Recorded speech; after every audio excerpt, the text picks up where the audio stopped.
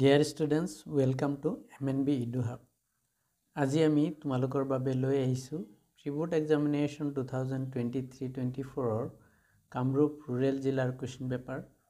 এই ভিডিঅ'টোত আমি তোমালোকৰ লগত ডিসকাস কৰিম সোশিয়াল সায়েন্স বিষয়ৰ 45টা MCQ আৰু তাৰে সলিউশন। আশা কৰিছো ভিডিঅ'টো তোমালোকে সম্পূৰ্ণ চাবা। বলা আমি ভিডিঅ'টো আৰম্ভ কৰিছো। ইয়াতে আমাৰ প্ৰথমতে ইনষ্ট্ৰাকশন দিয়া আছে যে যেটো আমাৰ A সেকশন আছে, গ্ৰুপ A আছে, হেতু আমি OMR শীটত কৰিব লাগিব। আৰু যেটো B গ্ৰুপ আছে বা B সেকশন আছে, হেতু আমি এনসাৰ বুকলেটত কৰিব লাগিব। প্ৰথমটো যেটো প্ৰশ্ন আছে আমাৰ ইয়াৰে, যেটো MCQ পাৰ্ট হয় বা যেটো আমি OMR শীটত কৰিব লাগিব, হেতু প্ৰথমখন মানৱ উন্নয়ন প্ৰতিবেদন প্ৰকাশ কৰা হৈছিল ডেশ চনত। আৰু এই যেটো কোৱেশ্চন আছে ইয়াৰ শুদ্ধ উত্তৰ অপচন ডি যেটো আছে হেতু 1990 চনত। আৰু এটো কোনে প্ৰতিবেদনখন প্ৰকাশ কৰিছিলে? এই দেশখন আছিল পাকিস্তান। নেক্সট প্ৰশ্ন, বৰ্তমান সময়ত নীতি আয়োগৰ অধ্যক্ষ কোন? এটো দিছে। আৰু মনত ৰাখিবা নীতি আয়োগৰ যিজন অধ্যক্ষ থাকে তেখেত সদায় প্ৰধানমন্ত্ৰী, ভাৰতৰ প্ৰধানমন্ত্ৰী থাকে। এই কাৰণে অপচন ডি যেটো আছে হেতু হ'ব right answer, Narendra Modi. Next question, ভাৰতবৰ্ষৰ প্ৰথমটো বেংক কেতিয়া স্থাপন হৈছিলে? আৰু ভাৰতবৰ্ষৰ যেটো প্ৰথমখন বেংক আছে হেতু 1770 চন, মানে অপচন সি যেটো আছে হেতু হ'ব ৰাইট আনসাৰ। আৰু সেইখন বেংকটোৰ নাম আছিল বেংক অফ হিন্দুস্তান। দেশৰ অৰ্থনৈতিক ব্যৱস্থাৰ ওপৰত থকা ৰাষ্ট্ৰৰ নিয়ন্ত্ৰণৰ শিথিলতাক কি বোলে? আৰু যিখিনি আমাৰ অপচন দিয়া আছে এই অপচনবোৰৰ মাজত শুদ্ধ উত্তৰ হ'ব উদাৰীকৰণ, যেটোক আমি ইংৰাজীত লিবাৰেলাইজেশন বুলি কওঁ। নেক্সট প্ৰশ্ন, 1941-52 চনৰ পৰা 1990-91 চনৰ সময়ছোৱাত ভাৰতীয় অৰ্থনৈতিক উন্নয়নৰ গুৰি বঠা ধৰিছিলে আৰু কোনটো সেক্টৰে ধৰিছিলে হেতু সুধিছে। মানে যে 1941 চনৰ পৰা 1991 চনলৈকে যে ভাৰতবৰ্ষৰ অৰ্থনৈতিক উন্নয়ন হৈছিলে, এই উন্নয়নৰ মেইন ৰিজনটো কি আছিল, কোনটো সেক্টৰ ইয়াৰ কাৰণে ৰেসপন্সিবল হয় সুধিছে। আৰু অপচনবোৰৰ মাজত শুদ্ধ উত্তৰ অপচন এ যেটো আছে হেতু প্ৰাইভেট সেক্টৰ, যাক আমি ব্যক্তিগত খণ্ড বুলি কওঁ। নেক্সট প্ৰশ্ন, কোনখন আইনে বংগৰ গভৰ্ণৰ পদটো গভৰ্ণৰ জেনেৰেল পদলৈ উন্নত কৰিছিলে? আৰু অপচন যিখিনি আছে এই অপচনবোৰৰ মাজত শুদ্ধ উত্তৰ হ'ব ৰেগুলেটিং এক্ট 1773, নিয়ন্ত্ৰণকাৰী আইন 1773 চনৰ যেটো আইন আছিল এইটো আইনে। নেক্সট প্ৰশ্ন, বংগ বিভাজনৰ পৰিকল্পনাটো চৰকাৰীভাৱে প্ৰকাশ হোৱাৰ পিছদিনাখন দ্বিতীয়খন বিশাল প্ৰতিবাদী সভাৰ ক'ত অনুষ্ঠিত হৈছিলে? আৰু যিখিনি অপচন দিয়া আছে তাৰে ভিতৰত শুদ্ধ উত্তৰ অপচন এ যেটো আছে হেতু দিনাজপুৰ। নেক্সট প্ৰশ্ন, যিকোনো এজন মানুহক বিনা বিচাৰে কাৰাগাৰত নিক্ষেপ কৰিবলৈ চৰকাৰক অধিকাৰ প্ৰদান কৰা আইনখন হ'ল? আৰু যিখিনি অপচন দিয়া আছে তাৰে ভিতৰত শুদ্ধ উত্তৰ অপচন বি যেটো আছে হেতু ৰাওলাট এক্ট বা ৰাওলাট আইন। নেক্সট কোৱেশ্চন, ঘটনাসমূহৰ লগত চনসমূহ মিলোৱা। যে লিষ্ট এ যেটো আছে ইয়াতে কেইটামান ঘটনা দিয়া হৈছে আৰু লিষ্ট বি যেটো আছে ইয়াতে কেইটামান চন দিয়া আছে, এইবোৰ মিলাব দিছে আমাক। অপচনবোৰ যিকেইটা দিয়া আছে এই অপচনৰ মাজত শুদ্ধ উত্তৰটো হ'ব অপচন এ যেটো আছে হেতু। কাৰণ চাবা এই নম্বৰত যেটো দিয়া আছে কুইট ইণ্ডিয়া মুভমেণ্ট, এইটো 1942ত হৈছিলে। নেক্সট বি যেটো আছে আইন অমান্য আন্দোলন, এইটো 1930ত হৈছিলে। সি যেটো দিয়া আছে জালিয়ানৱালাবাগৰ হত্যাকাণ্ড, এইটো 1919 চনত হৈছিলে। আৰু ডি নম্বৰত যেটো দিয়া আছে অসহযোগ আন্দোলন, এইটো 1920 চনত হৈছিলে। আৰু যিখিনি ইয়াৰে অপচন আছে মানে এইটো ইয়াৰ লগত, এইটো ইয়াৰ লগত, এইটো ইয়াৰ লগত আৰু এইটো ইয়াৰ লগত, এই যেটো এ অপচন দিয়া আছে ইয়াতে এইকেইটা মিল খাইছে, এই কাৰণে আমাৰ শুদ্ধ উত্তৰটো হ'ব অপচন এ যেটো আছে হেতু। নেক্সট কোৱেশ্চন, স্বৈৰাচাৰী ঘটনাৰ বাবে মহাত্মা গান্ধীয়ে কোনটো আন্দোলন বন্ধ কৰিছিলে বুলি কৈছে আৰু অপশ্যনবোৰৰ মাজত শুদ্ধ উত্তৰ নন কোঅপাৰেশ্যন মুভমেণ্ট অসহযোগ আন্দোলন যিটো আছিলে সেইটো মহাত্মা গান্ধীয়ে বন্ধ কৰি দিছিলে স্বৈৰাচাৰীৰ যিটো ঘটনা হৈছিলে সেই ঘটনাটোৰ কাৰণে নেক্সট প্ৰশ্ন অসমীয়া কৃষকৰ পৰা ভূমি খাজনা বৃদ্ধি নিৰ্ধাৰণৰ বিৰুদ্ধে কোনে মুফত মিলছক আৰ্জি লিখিছিলে আৰু যিখিনি অপশ্যন দিয়া আছে তাৰে ভিতৰত শুদ্ধ উত্তৰ অপশ্যন ডি যিটো আছে সেইটো আনন্দৰাম ঢেকিয়াল ফুকনে নেক্সট প্ৰশ্ন তলৰ কোনজন মণিপুৰী বিদ্ৰোহীক ইংৰাজসকলে ফাঁচি দিছিলে আৰু যিখিনি অপশ্যন দিয়া আছে তাৰে ভিতৰত শুদ্ধ উত্তৰটো হ'ব অপশ্যন বি যিটো আছে সেইটো টিকেন্দ্ৰজিৎ নেক্সট কুৱেশ্যন তলৰ কোনটো কৃষক বিদ্ৰোহ আফু খেতিৰ লগত জড়িত আৰু যিখিনি অপশ্যন দিয়া আছে এই অপশ্যনবোৰৰ মাজত শুদ্ধ উত্তৰটো হ'ব অপশ্যন এ যিটো আছে সেইটো ফুলগুৰি ধাবা নেক্সট প্ৰশ্ন অসমীয়া ভাষা স্কুল অফিচ কাছাৰীত মাধ্যম হিচাপে পুনৰ প্ৰতিষ্ঠা কৰা বছৰটো হ'ল আৰু যিখিনি অপশ্যন দিয়া আছে তাৰে ভিতৰত শুদ্ধ উত্তৰটো হ'ব অপশ্যন এ যিটো আছে সেইটো 1873 চন 1873 নেক্সট প্ৰশ্ন তলৰ কোন কেইজন ব্যক্তিক জোনাকীৰ ত্ৰিমূৰ্তি বুলি কোৱা হয় আৰু অপশ্যন ইয়াতে চোৱা এ বি চি আৰু ডি যি অপশ্যন দিয়া আছে তাৰে ভিতৰত শুদ্ধ উত্তৰ অপশ্যন বি হ'ব য'ত নেকি কোৱা হৈছে লক্ষ্মীনাথ বেজবৰুৱা হেমচন্দ্ৰ গোস্বামী আৰু চন্দ্ৰকুমাৰ আগৰৱালা এই তিনিজন জোনাকী যুগৰ ত্ৰিমূৰ্তি বুলি কোৱা হয় নেক্সট প্ৰশ্ন দাবী আৰু যুক্তিৰ মাজত সঠিক সম্বন্ধ দেখুৱাই বিকল্প বাছি উলিওৱা কৈছে ইয়াতে প্ৰথমটো যিটো দাবী দিয়া আছে এছাৰশ্যন আছে এইটো হ'ল 1889 চনত অসম এছ'চিয়েশ্যন গঠন হোৱাটো অসমৰ ভাৰতীয় স্বাধীনতা আন্দোলনৰ ঐতিহাসিক এটা লক্ষণীয় পৰিঘটনা আছিল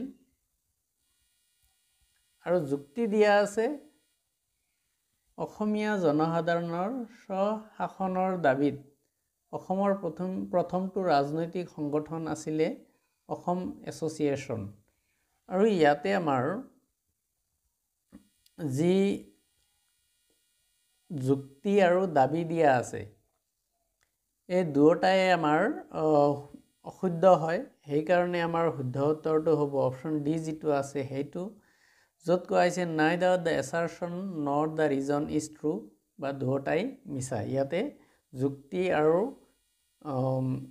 দাবী দুয়োটা মিছা বুলি কৈছে নেক্সট কুৱেশ্যন তলৰ বিকল্পসমূহ পঢ়ি অশুদ্ধ উত্তৰটো চিনাক্ত কৰা ইয়াতে কোনটো অশুদ্ধ হয় সেইটো আমি চিনাক্ত কৰিব লাগিব অপশ্যন এ চোৱা এইটো ভাৰতমুনি এইটো নাট্যশাস্ত্ৰৰ লগত জড়িত 2 নম্বৰত জৱাহৰলাল নেহেৰু এইটো ডিস্কভাৰী অফ ইণ্ডিয়া এইটোৰ লগত জড়িত 3 নম্বৰ যিটো আছে এইটো আমাৰ ৰং হয় মাধৱ কন্দলী হস্তিবিদ্যাৰ নৱৰ লগত জড়িত এইটো যিটো আছে সেইটো ৰং হয় আৰু অপশ্যন 4 যিটো আছে কৌটিল্য এইটো অৰ্থশাস্ত্ৰৰ লগত জড়িত এইটো সঁচা হয় তাৰমানে অপশ্যন 3 যিটো আছে য'ত কেৱল অপশ্যন 3 থাকিব সেইটো আমাৰ শুদ্ধ হ'ব তাৰমানে অপশ্যন চি যিটো আছে সেইটো আমাৰ শুদ্ধ এনসাৰ হ'ব নেক্সট কুৱেশ্যন বাসুদেৱ কুটুম্বকম এই বাক্যশালী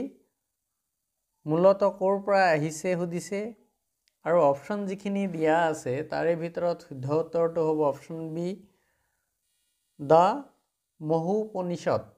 মহুপনিষদ যিটো আছে তাৰে পৰা আহিছে বাসুদেৱ কুটুম্বকম নেক্সট কুৱেশ্যন ভাৰতীয় সংস্কৃতিৰ দুটা বিশেষ বৈশিষ্ট্য আছে তাৰে এটা সাংস্কৃতিক বহুত্ববাদ আনটো হ'ল আৰু যিখিনি অপশ্যন দিয়া আছে এই অপশ্যনবোৰৰ মাজত শুদ্ধ উত্তৰটো হ'ব অপশ্যন চি যিটো আছে সেইটো ইউনিটি ইন ডাইভাৰ্চিটি বৈচিত্ৰৰ মাজত ঐক্য এইটো নেক্সট কুৱেশ্যন অসমলৈ আগমন ঘটা প্ৰথমটো জনগোষ্ঠী হ'ল আৰু অপশ্যনবোৰৰ মাজত শুদ্ধ উত্তৰ অপশ্যন বি যিটো আছে সেইটো অষ্ট্ৰিক জনগোষ্ঠী নেক্সট কুৱেশ্যন তলৰ কোনটো সম্পদ সংৰক্ষণৰ পদ্ধতিৰ অন্তৰ্ভুক্ত নহয় যিখিনি অপশ্যন দিয়া আছে তাৰে ভিতৰত শুদ্ধ উত্তৰ অপশ্যন বি যিটো আছে সেইটো গ্ৰোথ অফ ৱেষ্ট মেটেৰিয়েল বৰ্জিত দ্ৰব্যৰ পৰিমাণ বৃদ্ধি নেক্সট কুৱেশ্যন 22 তলৰ কোনটো অজীৱীয় সম্পদ আৰু যিখিনি অপশ্যন দিয়া আছে তাৰে ভিতৰত শুদ্ধ উত্তৰ অপশ্যন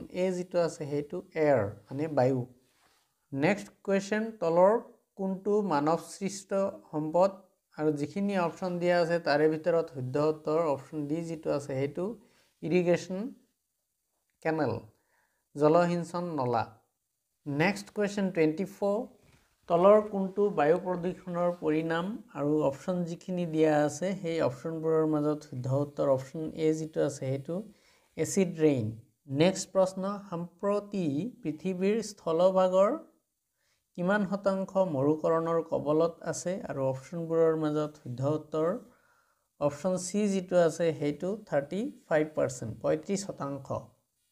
নেক্সট প্ৰশ্ন দাবী আৰু যুক্তিৰ মাজত সঠিক সম্বন্ধ দেখুওৱা বিকল্প বাছি উলিওৱা 1 নম্বৰ যিটো নেকি দাবী হয় ইয়াতে কোৱা হৈছে প্ৰশান্ত মহাসাগৰ বিশ্বৰ আটাইতকৈ ডাঙৰ আৰু গভীৰ মহাসাগৰ 2 নম্বৰ যিটো নেকি যুক্তি হয় ইয়াতে কোৱা হৈছে প্ৰশান্ত মহাসাগৰে পৃথিৱীৰ 1/3 আগুৰি আছে আৰু ইয়াতে যিখিনি অপশ্যন দিয়া আছে তাৰে ভিতৰত শুদ্ধ উত্তৰটো হ'ব অপশ্যন এ যিটো আছে সেইটো য'ত নেকি কোৱা হৈছে দাবী আৰু যুক্তি দুয়োটা সত্য আৰু যুক্তি হৈছে দাবীৰ সঠিক ব্যাখ্যা নেক্সট কুৱেশ্যন কোনখন মহাদেশত স্থায়ী বাসিন্দা নাই আৰু এইটোৰ শুদ্ধ উত্তৰটো হ'ব অপশ্যন বি যিটো আছে সেইটো এণ্টাৰ্কটিকা নেক্সট প্ৰশ্ন কোন দুখন মহাদেশৰ সীমা লোহিত সাগৰে নিৰ্ণয় কৰে আৰু অপশ্যন যিখিনি দিয়া আছে তাৰে ভিতৰত শুদ্ধ উত্তৰ অপশ্যন বি যিটো আছে সেইটো এছিয়া আৰু ইউৰোপ নেক্সট প্ৰশ্ন ঝুম খেতিৰ ফলত সৃষ্টি হোৱা পৰিৱেশিক সমস্যা আৰু ইয়াতে যিখিনি অপশ্যন দিয়া আছে গোটেইখিনি শুদ্ধ হ'ব এইকাৰণে অল অফ দ্য এবভ হ'ব ৰাইট এনচাৰ বন ধ্বংস ভূমিক্ষয় আৰু মাটিৰ উৰ্বৰতা হ্ৰাস এই তিনিওটা ইয়াৰ ৰাইট এনচাৰ হয় নেক্সট প্ৰশ্ন অসমৰ ভূ প্ৰাকৃতিক সম্পৰ্কে তলৰ কোনটো অসত্য বুলি কৈছে এই নম্বৰত দিয়া আছে অসম এখন ভূমি আবদ্ধ ৰাজ্য যাৰ কোনো উপকূল নাই এইটো সঁচা হয় বি নম্বৰত কৈছে ৰাজ্যখন 3টা মূল ভৌতিক অঞ্চলত বিভক্তি এইটোও সঁচা হয় চি নম্বৰত কৈছে ব্ৰহ্মপুত্ৰ উপত্যকা পূবৰ পৰা পশ্চিমলৈ মৃদু ঢালযুক্ত সমতল জলজ সমভূমি এইটোও সঁচা হয় অপশ্যন ডিত কৈছে বৰাক উপত্যকা হৈছে মেঘালয় আৰু মিজোৰাম পাহাৰৰ মাজত থকা এখন সৰু ভূমি এইটো মিছা হয় তাৰমানে এইটো আমাৰ ৰাইট এনচাৰ হ'ব এইটো অপশ্যন ডি যিটো আছে এইটো ৰং হয় আৰু আমাৰ অশুদ্ধ যিটো আছে ৰং যিটো আছে এইটোৱে উলিয়াব দিছে তাৰমানে অপশ্যন ডি যিটো আছে এইটো শুদ্ধ উত্তৰ নেক্সট প্ৰশ্ন মাটিকালি হিচাপে অসমৰ বৃহত্তম জিলা হ'ল আৰু অপশ্যনবোৰৰ মাজত শুদ্ধ উত্তৰ অপশ্যন চি যিটো আছে সেইটো কাৰ্বি আংলং নেক্সট প্ৰশ্ন অসমৰ জনসংখ্যা বৃদ্ধিৰ 2টা কাৰক আছে তাৰে এটা জনসংখ্যাৰ প্ৰাকৃতিক বৃদ্ধি আনটো কি সেইটো সুধিছে আৰু অপশ্যনবোৰৰ মাজত শুদ্ধ উত্তৰ অপশ্যন চি যিটো আছে সেইটো লাৰ্জ স্কেল অফ মাইগ্ৰেশ্যন অধিক মাত্ৰাত প্ৰব্ৰজন তলত দিয়াবোৰ মিলোৱা ইয়াতে আমাৰ সেকশন এ সেকশন বি দিয়া আছে ইয়াতে আমাৰ ভাৰতীয় নৃত্যৰ বিষয়ে দিছে ইয়াতে আমি মিলাব লাগে সো ইয়াতে চাবা এ নম্বৰ যিটো কথাকলি দিয়া আছে এইটো কেৰেলাৰ হয় সো এইটো এ যিটো আছে এইটো 3 নম্বৰৰ লগত মিলিব কচিপুৰী যিটো আছে সেইটো আমাৰ অন্ধ্ৰপ্ৰদেশ ভাৰতনাট্যম যিটো আছে তামিলনাডু আৰু সত্ৰীয়া যিটো আছে এইটো অসম হয় আৰু এই যিখিনি অপশ্যন মিল খোৱা আছে ইয়াতে অপশ্যন এ বি চি ডিৰ মাজত আমাৰ অপশ্যন ডি যিটো আছে সেইটো হ'ব আমাৰ ৰাইট এনচাৰ নেক্সট প্ৰশ্ন দাবী আৰু যুক্তিৰ মাজত সঠিক সম্বন্ধ দেখুৱাই বিকল্প বাছি উলিওৱা ইয়াতে দাবীত কৈছে যে ভাৰত এখন যুক্তৰাষ্ট্ৰ আৰু যুক্তিত কৈছে ভাৰতবৰ্ষত দুই ধৰণৰ চৰকাৰ আছে ইয়াতে আমাৰ যিখিনি অপশ্যন দিয়া আছে তাৰে ভিতৰত যিটো এছাৰশ্যন আছে সেইটো কেৱল ট্ৰু হয়, সেইকাৰণে আমাৰ অপশ্যন চি যিটো আছে সেইটো শুদ্ধ হ'ব। ভাৰতবৰ্ষত 3 প্ৰকাৰৰ চৰকাৰ আছে, 2 প্ৰকাৰৰ নহয়, সেইকাৰণে খালি এছাৰশ্যন যিটো আছে সেইটো হ'ব আমাৰ শুদ্ধ উত্তৰ।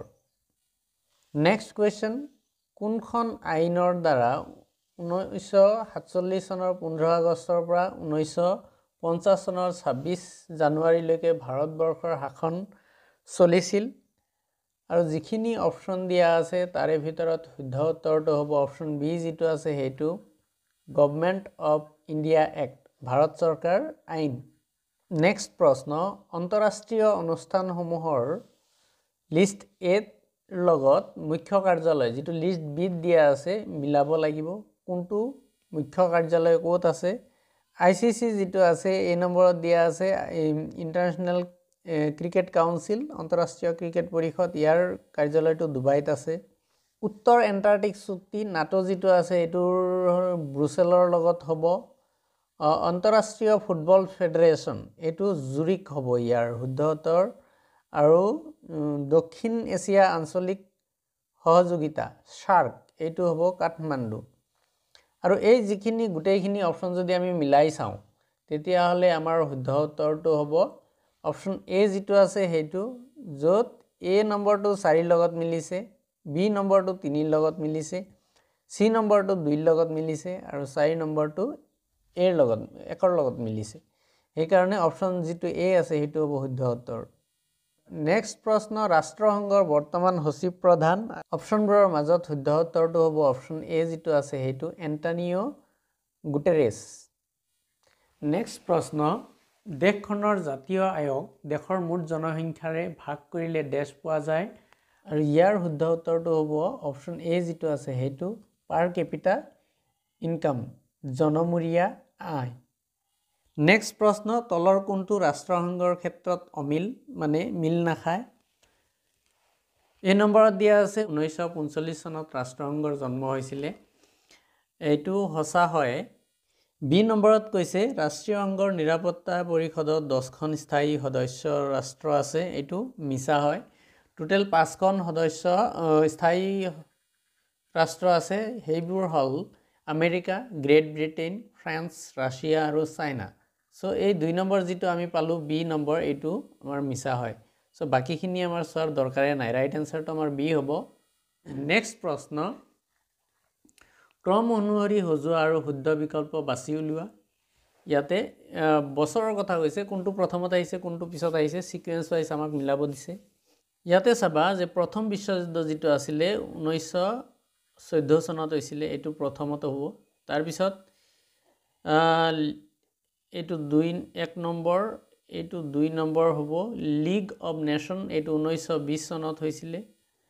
তাৰপিছত আমাৰ দ্বিতীয় বিশ্বযুদ্ধ হৈছিলে, এইটো 3 নম্বৰ হ'ব 1939। তাৰপিছত ৰাষ্ট্ৰসংঘ 1945। চ' প্ৰথমতে আমাৰ 2, তাৰপিছত 1, তাৰপিছত 4, তাৰপিছত 3, 2, 1, 4, 3, এইটো আমাৰ অপশ্যন ডি যিটো আছে সেইটোত আছে, সেইকাৰণে আমাৰ অপশ্যন ডি যিটো আছে সেইটো শুদ্ধ উত্তৰ হ'ব। নেক্সট কুৱেশ্যন, দাবী আৰু যুক্তিৰ মাজত সঠিক সম্বন্ধ দেখুওৱা, বিকল্পটো বাছি উলিয়াব দিছে। 1 নম্বৰত দিছে চেক হ'ল এটা নিৰ্দিষ্ট ব্যক্তিক নিৰ্দিষ্ট পৰিমাণৰ ধন দিবলৈ বেংকক দিয়া লিখিত আবেদন, এইটো সঁচা হয়।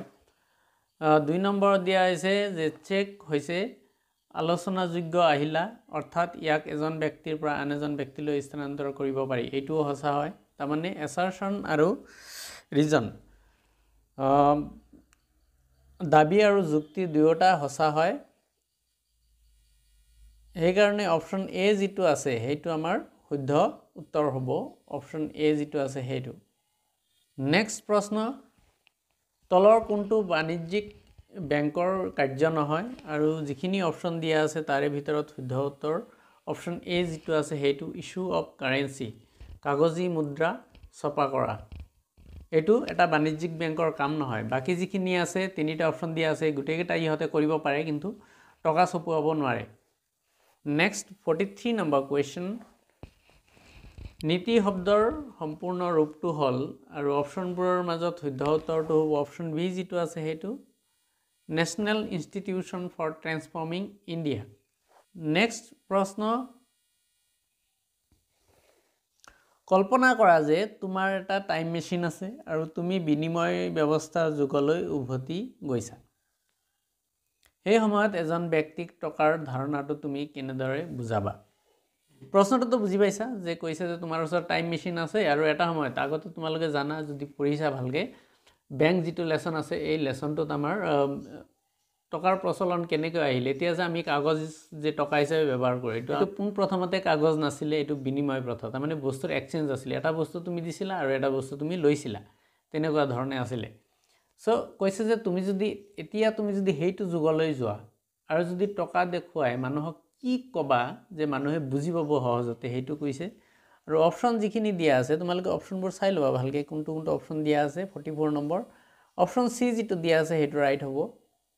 য'ত নেকি কোৱা হৈছে চোৱা,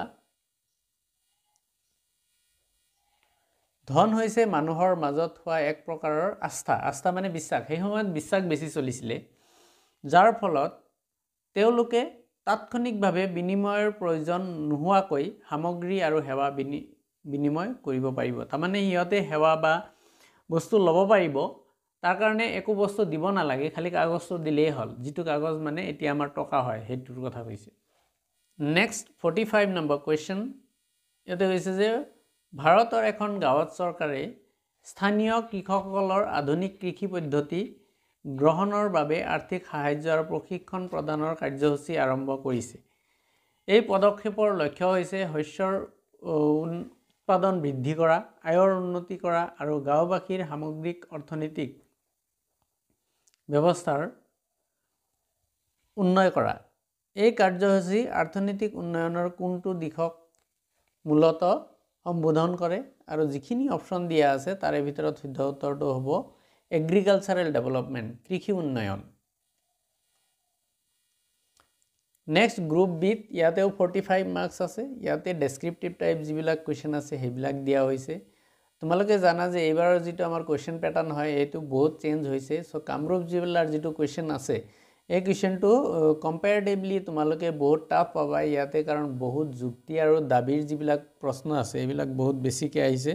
সেইকাৰণে প্ৰতিটো যিটো আমাৰ লেচন আছে সেই লেচনবোৰ ধুনীয়াকৈ আমি পঢ়ি যাব লাগিব, ভালকৈ ৰিডিং পঢ়িব লাগিব। আৰু প্ৰত্যেকটো টপিকেই আমাৰ কাৰণে এতিয়া ইম্পৰ্টেণ্ট হৈছে, যিহেতু আমাৰ MCQ বেছড কুৱেশ্যন হৈছে। চ' কোনটো লাইনৰ পৰা ক'ৰ পৰা প্ৰশ্ন আহিব তুমি ধৰিব নোৱাৰিবা আগতীয়াকৈ।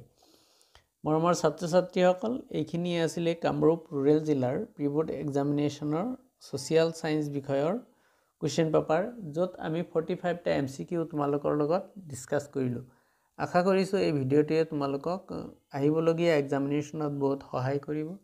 যদি ভিডিঅ'টো ভাল পাইছা তেতিয়াহ'লে লাইক, কমেণ্টছ আৰু শ্বেয়াৰ নিশ্চয় কৰিবা। ধন্যবাদ।